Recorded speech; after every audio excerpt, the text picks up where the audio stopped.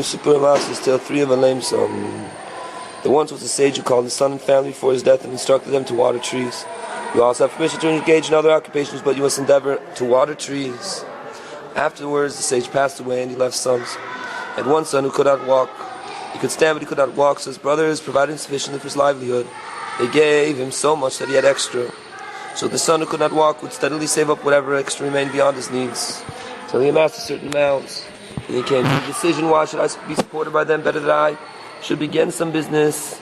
And though he could not walk, he came up with the solution. He came up with the solution to hire a carriage, an assistant and a wagon driver, and travel with them to Leipzig, a city on the Polish-German border, where he would be able to do business even though he could not walk. When the family heard of this, thought it was a good idea, and they said, yes, why should we support him?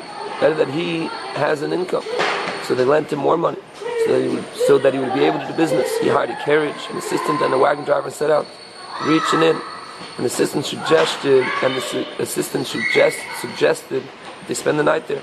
But the cripple did not want. They implored him, but he refused. So they traveled on, and they got lost in the forest, and bandits attacked them. These bandits had become bandits because there had once been a famine. Someone that came into town and proclaimed, whoever wants food should come to me. And several people gathered to him. He acted shrewdly, and whoever he understood would be useless to him, he rejected. To one he would say, you can be a craftsman, while to another he said, you can be a miller. He chose only intelligent people and went with them to the forest, where he told them that they would become bandits. Since the roads to Leipzig, Breslau, a city in Germany, and other places pass by here, and merchants travel here, we can rob them and take their money. So it was these bandits who attacked the cripple and his men. The wagon driver and the assistant who were able to fled, and the cripple was left on the carriage. The bandits came along and took the chest of money and asked him, why are you sitting? And he told them that he wasn't able to walk. The bandits took the chest and the horses, and he remained on the carriage. The assistant and the wagon driver, who had fled away somewhere, came to the decision that since they had taken out loans from noblemen, why should they return home, where it was possible that they would be placed in chains? Better that they remained there wherever they had fled, and there would be an assistant and a wagon driver here. Now the cripple, as long as he had the food that he had taken from home, the dry bread hardtack that he had in the carriage, he ate it. But when it was finished and he had nothing to eat, he thought about what he should do, and he threw himself out of the carriage so that he could eat the grasses. He slept alone in the field and was frightened, and his strength was taken from him to the extent that he couldn't even stand, just crawl. He ate the grass around him. As long as he could stretch out his hand to eat, he would eat it. He would eat at that spot. When the grass around him was finished, and he could no longer stretch out his hand for it, he detached himself and moved on and ate there. He ate grass for a long time. Once he came to a grass, the likes of which he had never eaten before. This grass found favor in his eyes. Because he had been eating grass for a long time and was familiar with them, and he still had never seen such a grass. He came to the decision to pull it out with its roots. Beneath the roots was a diamond. The diamond was square. Each side had a different property. On one side it was written that whoever grasped that side will be transported to the place where day and night gather together, where the sun and the moon gather together. When the cripple had uprooted this grass underneath, which was the diamond, he happened to grasp that side, so he was transported to the place where day and night meet. He looked around and behold, he is there. He heard the sun talking with the moon. The sun was complaining to the moon, since there is a tree that has many branches, fruit, and leaves, and each of its branches, fruit, and leaves has a unique property. This one is conducive for having children, another for livelihood, another for healing this illness, and another for healing a different illness. Each one possesses a different property, so this tree should be watered. If it would be watered, these properties would be extremely conducive. But not only do I not water it, but by shining on it, I dry it out. The moon answered and said, you are worried about the worries of others. Let me tell you my worries. I have 1,000 mountains. Surrounding these 1,000 mountains are another 1,000 mountains. This is the place of demons. Now the demons have chicken-like feet. They do not have strength in their own feet, so they suck strength from my feet. On account of this, I have no strength in my feet. And I have a powder that is a healing for my feet, but the wind comes along and carries it away.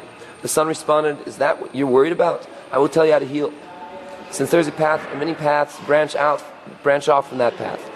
One is the path of the righteous. Even someone who is righteous here, the dust from that path is sprinkled underneath every one of his steps, so that with every step he is stepping on that dust. Another is the path of heretics. Even someone who is a heretic here, the dust of this path is sprinkled underneath each of his steps. And there is a path of the insane. Even someone who is insane here, The dust of this path is sprinkled underneath each of his steps. So there are many paths, and there is a different path. In consideration of the righteous who accept suffering upon themselves, and the noblemen marched them in chains, and they had no strength in their feet. Dust from this path is sprinkled underneath their feet, so that they have strength in their feet. So go there, there's plenty of dust there, and you will have healing for your feet. The cripple heard all this, that the sun told the moon. Meanwhile, he looked at another side of the diamond and saw that it was written there that whoever grasps that side will be transported to the path from which many paths branch out. So he grasped that side and was brought there. He placed his feet on the path whose dust was healing for the feet, and he was immediately healed. He then went and took dust from all the paths and made for himself bundles. He packed the dust from the path of the righteous separately and the dust of each of the other paths separately, and he took them with him. And then came to the decision to return to the forest in which he had been robbed. When he arrived, he chose a tall tree near the path along which the bandits go out to rob. He took the dust of the righteous and the dust of the insane and mixed them together and spread them on the path. And he climbed up the tree and sat there to see what would happen to them. He saw the bandits going out, having been sent out by the head bandit mentioned above, to go out and steal. When they came to that path, as soon as they stepped down the powder, they became righteous. They began to cry out for their souls for having robbed until then, for having killed several people. But since it was mixed with the powder of the insane, they became crazy tzaddikim and began to argue with each other. This one said, "It's your fault we robbed," while another one said, "It's your fault," until they killed each other. The head bandit sent another group, and the same thing happened, and they killed each other. And so it continued afterwards until they were all killed, until he, the former cripple, understood that all the bandits were killed, and there was no one left besides the head bandit and one other. So he came down from the tree and swept up the dust from the path, and sprinkled only dust from the path of the righteous, and went to sit in the tree. Now, the head bandit was wondering how it was that he sent out all the bandits, and not one of them returned to him. So he sat out himself with the one bandit that remained with him.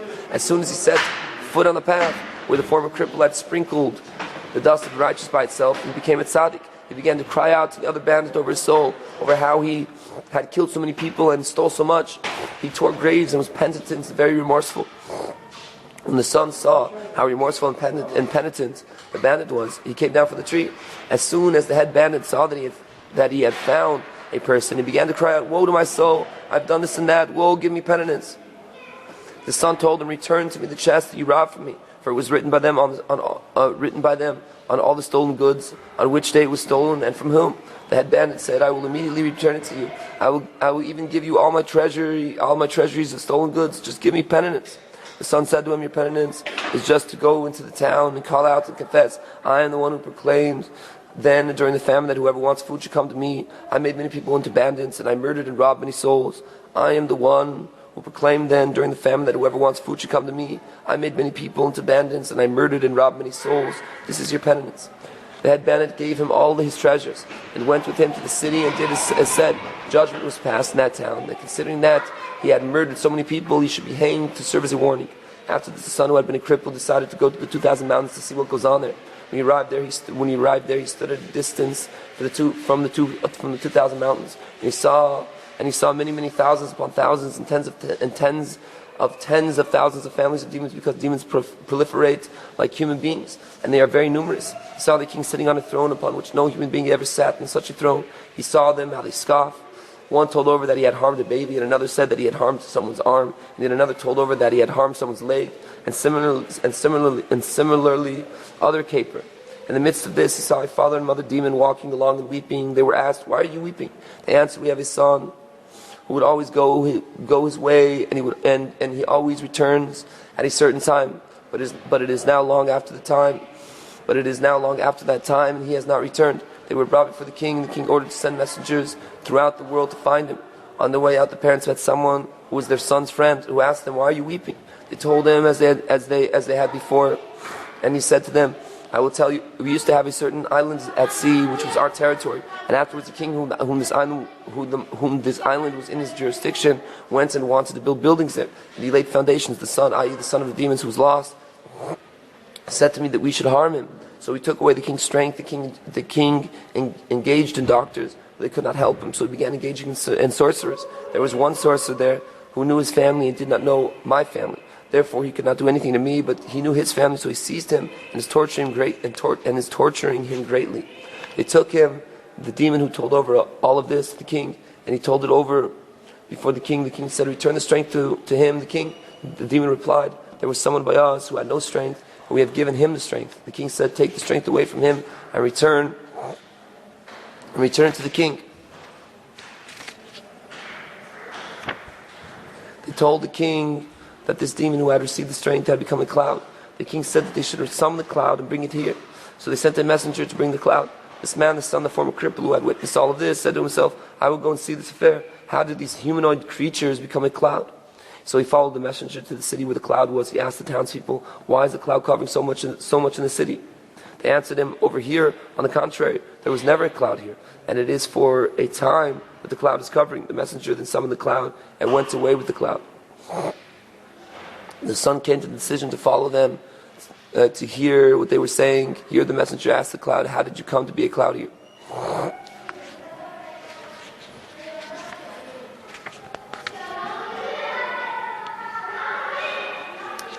nanach, nachman, nachma, meuman.